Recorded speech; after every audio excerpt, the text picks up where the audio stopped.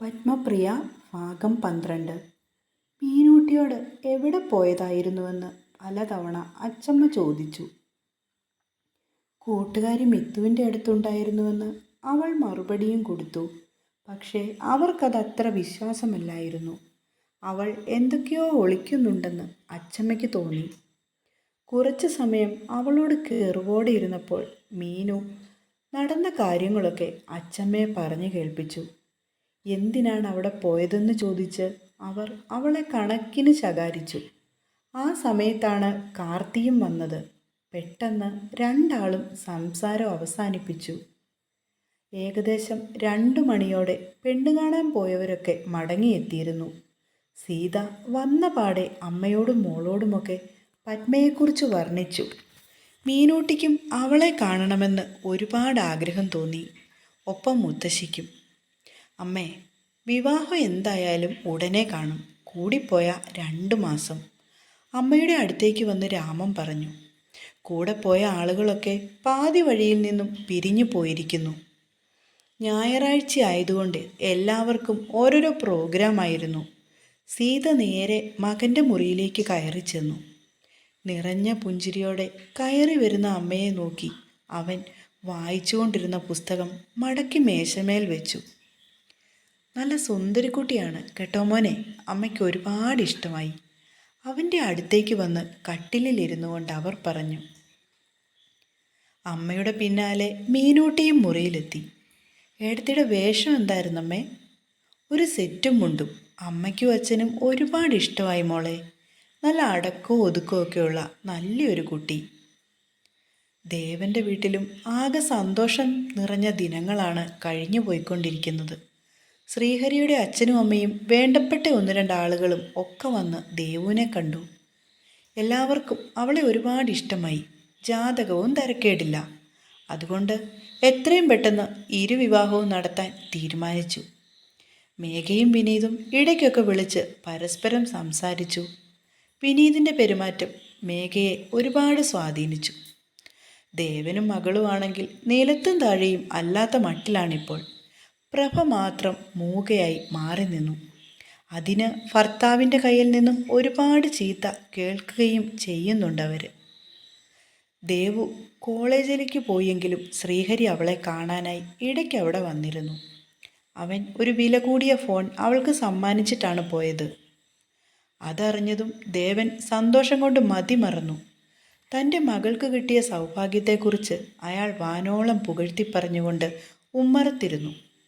കാർത്തിയുടെ വീട്ടിലേക്ക് പത്മയുടെ വേണ്ടപ്പെട്ട ആളുകളൊക്കെ വന്നു പോയിരുന്നു. കാർത്തിയെ അവർക്കൊക്കെ ഇഷ്ടമായി. തരക്കേടില്ലാത്ത ജീവിത സാഹചര്യവും അവർക്കുണ്ട്.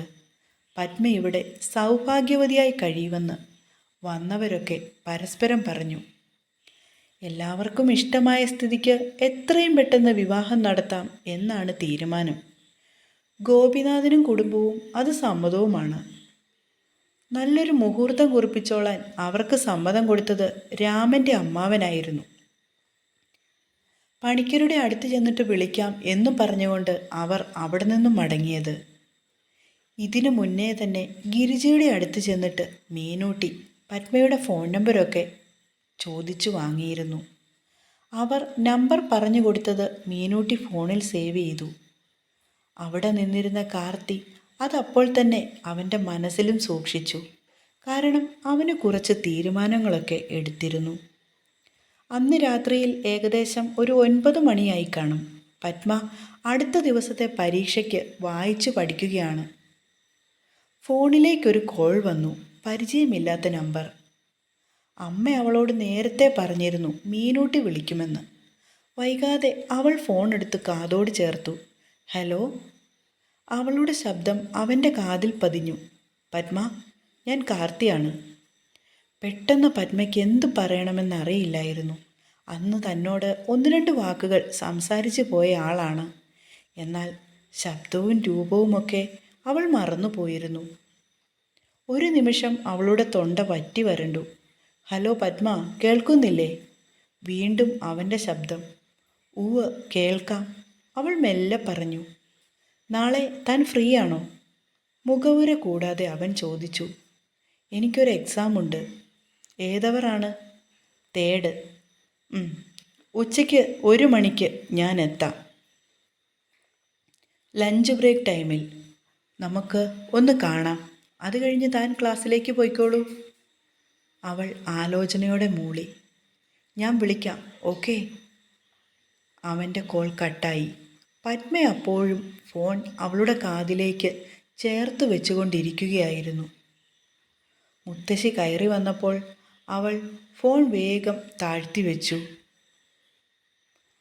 പാഠപുസ്തകം തുറന്നു വെച്ച് അതിലേക്ക് കണ്ണു നട്ടിരിക്കുകയാണെങ്കിലും നാളെ കാലത്തെ കാർത്തി തന്നെ കാണാൻ വരുന്നു എന്ന സന്തോഷത്തിലായിരുന്നു അവൾ. അടുത്ത ദിവസം വെളുപ്പിനെ 5 മണിയായപ്പോൾ തന്നെ പത്മ ഉണർന്നു. തല ചെരിച്ച് നോക്കിയപ്പോൾ ഭവ്യ അപ്പോഴും അവളെ ചുറ്റി വരിഞ്ഞ് കിടപ്പുണ്ട്. മെല്ലെ അവളുടെ കൈകൾ എടുത്തു മാറ്റിയിട്ട് അവൾ എഴുന്നേറ്റ് ബാത്റൂമിലേക്ക് പോയി. കുളിയൊക്കെ കഴിഞ്ഞ് പെട്ടെന്ന് തന്നെ ഇറങ്ങി വന്നു. അമ്മ അടുക്കളയിൽ നിന്നും അച്ഛന് ചായയും എടുത്തുകൊണ്ട് വരുന്നുണ്ട്. പത്മ പൂജാമുറിയിലേക്ക് ചെന്നു. അച്ഛൻ കാലത്തെ കുളിയൊക്കെ കഴിഞ്ഞ് എഴുന്നേറ്റ് വിളക്ക് കൊളുത്തിയിരുന്നു. ചന്ദനത്തിരിയുടെയും കർപ്പൂരത്തിൻ്റെയും ഒക്കെ സുഗന്ധം അവിടമാകെ നിറഞ്ഞു നിൽക്കുന്നു. അല്പം ഭസ്മമെടുത്ത് നെറ്റിമേൽ വരച്ചിട്ട് അവൾ അമ്മയുടെ അടുത്തേക്ക് ചെന്നു. കട്ടൻ ചായ എടുത്ത് മേശമേൽ വെച്ചിട്ടുണ്ടായിരുന്നു അവൾക്കായി. പഠിക്കാനുള്ള പുസ്തകങ്ങൾ എടുത്തു വെച്ചു. എന്നാലും മനസ്സിവിടെ ഒന്നുമല്ല. തലേ ദിവസത്തെ ഫോൺ കോളിൽ പതിഞ്ഞു കിടക്കുകയാണ് അപ്പോഴും. മാഷ് ഇന്ന് തന്നെ കാണാൻ വരുന്നുണ്ട്. ഈശ്വരാ, എന്തെങ്കിലും കുഴപ്പം വല്ലതും ഉണ്ടോ ആവോ? അതോ വെറുതെയാണോ വരുന്നത്? പല ചിന്തകളാണ് അപ്പോഴും അവളെ വലയം ചെയ്തിരിക്കുന്നത്. ഗൗരവം നിറഞ്ഞ ശബ്ദമായിരുന്നു. ഇനി വീട്ടിൽ ആർക്കെങ്കിലും എതിർപ്പുണ്ടോ ആവോ? പത്മയ്ക്കാണെങ്കിൽ വല്ലാത്ത ടെൻഷൻ തോന്നി. എങ്ങനെയെങ്കിലും ഒന്ന് ഉച്ചയായാൽ മതിയായിരുന്നു. ചേച്ചി, എല്ലാം പഠിച്ചു കഴിഞ്ഞോ? ഭവ്യ ചോദിച്ചപ്പോൾ അവൾ ഞെട്ടിത്തിരിഞ്ഞു നോക്കി. ഒരു കപ്പ് കാപ്പിയുമായി ഉറക്കച്ചടവോടെ നിൽക്കുകയാണ് ഭവ്യ. അവൾ എഴുന്നേറ്റ് പോയതൊന്നും താൻ അറിഞ്ഞിരുന്നില്ല. ഹലോ മാഡം, ഇതേത് ലോകത്താണ്? ഭവ്യ പത്മയുടെ നേർക്ക് വിരൽ ഞൊടിച്ചു. കുറച്ചുകൂടി ഉണ്ട് മോളെ. വീണ്ടും പത്മ പുസ്തകത്തിലേക്ക് കണ്ണു നട്ടു. കാപ്പി കുടിക്കാനായി അമ്മ വന്നു വിളിച്ചപ്പോൾ പത്മ എഴുന്നേറ്റ് പോയി. അപ്പവും കിഴങ്ങ് സ്റ്റൂ വെച്ചതുമായിരുന്നു. ഒരപ്പമെടുത്ത് അവൾ വേഗം കഴിച്ചു തീർത്തു. എന്നിട്ട് റെഡിയാവാനായി മുറിയിലേക്ക് പോയി. വയലറ്റ് നിറമുള്ള ഒരു ചുരിദാറാണ് എടുത്തിട്ടത്. കുളിയൊക്കെ നേരത്തെ കഴിഞ്ഞതിനാൽ അവളുടെ മുടിയൊക്കെ ഉണങ്ങിയിരുന്നു. അവൾ കുളിപ്പിന്നൽ പിന്നി മുടിയുടെ തുമ്പത്തായി ഒരു ക്ലിപ്പിട്ടു. ഭവ്യയുടെ കൺമഷി ഇരിക്കുന്ന കണ്ടപ്പോൾ അവൾക്കൊരു മോഹം. മോതിര വിരൽ കൊണ്ട് അല്പം കൺമഷി തോണ്ടിയെടുത്ത് അവൾ കണ്ണിലെഴുതി. ഭവ്യ വാങ്ങി വെച്ചിരിക്കുന്ന ലിപ്സ്റ്റിക്സും എന്തൊക്കെയോ ക്രീമുകളും ഒക്കെ ഇരിപ്പുണ്ട്.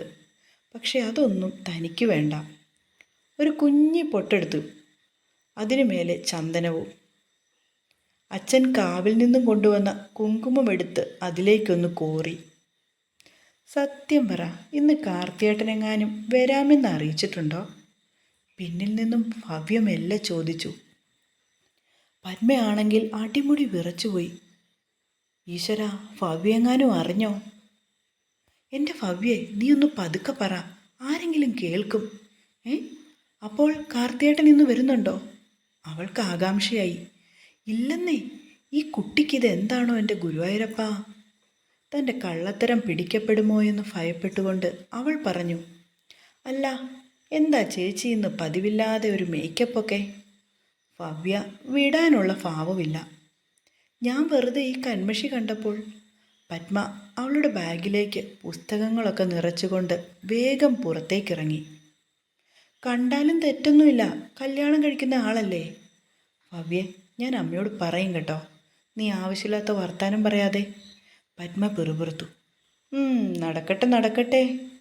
അവളെ നോക്കി ഒന്നാക്കി മൂളിക്കൊണ്ട് പത്മ പുറത്തേക്ക് പോയതും ഭവ്യ റെഡിയാവാനായി പോയി. ശ്വാസം ഒന്ന് എടുത്തു വലിച്ചുകൊണ്ട് പത്മ വെളിയിലേക്ക് ഇറങ്ങി വന്നപ്പോൾ ഹരിക്കുട്ടൻ സ്കൂളിലേക്ക് പോവാനായി ഒരുങ്ങി നിൽപ്പുണ്ട്. അവൻ ഓട്ടോ വരും, അതിലാണ് പോകുന്നത്. പത്മ എല്ലാവരോടും യാത്ര പറഞ്ഞ് ഉമ്മറത്തിരിക്കുന്ന ഗുരുവായൂരപ്പനെ നോക്കി തൊഴുതു പ്രാർത്ഥിച്ചു. ഭഗവാനെ, അരുതാത്തതൊന്നും നടക്കല്ലേ. ഹരിക്കുട്ടൻ്റെ കവളിൽ ഒരു ഉമ്മയും കൊടുത്തിട്ട് വേഗം നടന്നുപോയി. പിടിവിട്ടുപോയ പട്ടം കണക്കെയാണ് കാർത്തിയുടെ മനം. ഒരത്യാവശ്യമുണ്ടെന്ന് പറഞ്ഞ് കോളേജിൽ ചെന്നിട്ട് അവൻ ലീവ് എടുത്ത് പോന്നതാണ്. 1 മണിയാകുമ്പോൾ വരാനാണ് പത്മയ്ക്ക് മെസ്സേജ് അയച്ചത്. സ്ഥലവും വണ്ടിയുടെ നമ്പരുമൊക്കെ അവൻ അവളോട് സൂചിപ്പിച്ചു. അതുകൊണ്ട് അവൾ വരുന്നതും കാത്ത് ഗുൽമോഹർ മരത്തിൻ്റെ അടുത്തായി കാർ പാർക്ക് ചെയ്ത് കിടക്കുകയാണവൻ. മനസ്സാകെ കലുഷിതമാണ്. പലവിധ ചിന്തകൾ അവൻ്റെ മനസ്സിലൂടെ കടന്നുപോയിക്കൊണ്ടേയിരുന്നു. കുറച്ച് കാര്യങ്ങൾ അവളോട് പറയാനുണ്ട്. അതുകൊണ്ടാണ് ഇങ്ങനെയൊരു കൂടിക്കാഴ്ച. ഉച്ചസമയമായതുകൊണ്ട് ഒരുപാട് കുട്ടികളൊക്കെ ഇറങ്ങി വരാൻ തുടങ്ങിയിരിക്കുന്നു. അവർക്കിടയിലൂടെ പത്മ തൻ്റെ കാറിൻ്റെ അടുത്തേക്ക് നടന്നു വരുന്നത് അവൻ കണ്ടു. ഷോളിൻ്റെ തുമ്പെടുത്ത് വിരലിന്മേൽ ചുറ്റി ഞെരിച്ചുകൊണ്ടാണ് അവൾ വരുന്നത്. ആൾക്ക് വല്ലാത്ത പേടിയുണ്ടെന്ന് ഒറ്റ നോട്ടത്തിൽ തന്നെ അവന് മനസ്സിലായി. അവൻ്റെ അടുത്തേക്ക് വന്നതും തോളിൽ കിടന്ന ബാഗിലേക്ക് അവൾ അല്പം കൂടി പിടിമുറുക്കി. ഹൃദയം പടപടാന്ന് മിടിക്കുന്നു. തൊണ്ടയാണെങ്കിൽ വറ്റി വരണ്ടു. താൻ ഇവിടെങ്ങാനും വീണു പോകുമോ എന്ന് പോലും ഒരു വേള അവൾ ഭയപ്പെട്ടു. കാർത്തി ഡോർ തുറന്ന് വെളിയിലേക്കിറങ്ങി. അവളാണെങ്കിൽ ചുറ്റിലും നോക്കുകയാണ്. ആരെങ്കിലും കണ്ടാലോ എന്നായിരുന്നു പത്മയ്ക്ക് ഭയം. തനിക്ക് ഉച്ചയ്ക്ക് ശേഷം ക്ലാസ് ഇല്ലേ പത്മ? തോളിൽ കിടന്ന ബാഗ് കണ്ടുകൊണ്ട് അവൻ ചോദിച്ചു. ഇല്ല, പെട്ടെന്ന് അവൾ മറുപടി പറഞ്ഞു. എന്നിട്ട് 4 പാട് നോക്കി. ഡോ, താൻ പേടിക്കണ്ട, വേഗം പോകാം, ഇപ്പോൾ വണ്ടിയിൽ കയറൂ. അവൻ പറഞ്ഞപ്പോൾ പത്മയൊന്ന് ഞൊട്ടി. ഇവിടെ എവിടെയെങ്കിലും നിന്ന് പറഞ്ഞാൽ മതി. മെല്ലെ അവൾ പറഞ്ഞു. ഇവിടെ നിറയെ കുട്ടികളല്ലേ, താൻ വാ, ഒന്ന് ഫ്രീ ആയിട്ട് സംസാരിക്കാം. പറഞ്ഞുകൊണ്ട് അവൻ ഡ്രൈവിംഗ് സീറ്റിലേക്ക് കയറി. എന്നിട്ട് ഫ്രണ്ട് ഡോർ തുറന്നു കൊടുത്തു. നിവർത്തിയില്ലാതെ പത്മയും ഒപ്പം കയറി. കുറച്ച് സമയത്തേക്ക് ഇരുവരും ഒന്നും സംസാരിച്ചില്ല. എക്സാം ഈസി ആയിരുന്നോ? അവൻ മൗനത്തിന് വിരാമം ഇട്ടുകൊണ്ട് ചോദിച്ചു. കുഴപ്പമില്ലായിരുന്നു. താൻ ഭക്ഷണം കഴിച്ചിരുന്നോ? ഉവ്വ്. അവൻ ചോദിക്കുന്നതിന് മാത്രം മറുപടി പറഞ്ഞു അവൾ. മാഷ് ഭക്ഷണം കഴിച്ചോ എന്ന് അവനോട് ചോദിക്കാൻ ആഗ്രഹമുണ്ട്. പക്ഷേ എന്തോ വല്ലാത്തൊരു പേടി. ജീവിതത്തിൽ ആദ്യമായിട്ടാണ് ഒരാളുടെ കൂടെ ഇങ്ങനൊരു വണ്ടിയിൽ. പിന്നെ ആകെയുള്ള ഒരു സമാധാനമെന്ന് പറയുന്നത് തന്നെ വിവാഹം കഴിക്കാൻ പോകുന്ന ആളാണല്ലോ എന്നാണ്. കോളേജിൽ നിന്നും 2 കിലോമീറ്റർ മാറി ഒരു ചെറിയ പാർക്കിങ്ങിൽ അവൻ വണ്ടി ഒതുക്കി. ഒരുപാട് ആളുകളൊന്നുമില്ല. ഏറിയാൽ 5ഓ 6ഓ പേര് കാണും അവിടെ. കാർത്തിയുടെ പിന്നാലെ മിടിക്കുന്ന ഹൃദയത്തോടെ പത്മ നടന്നു.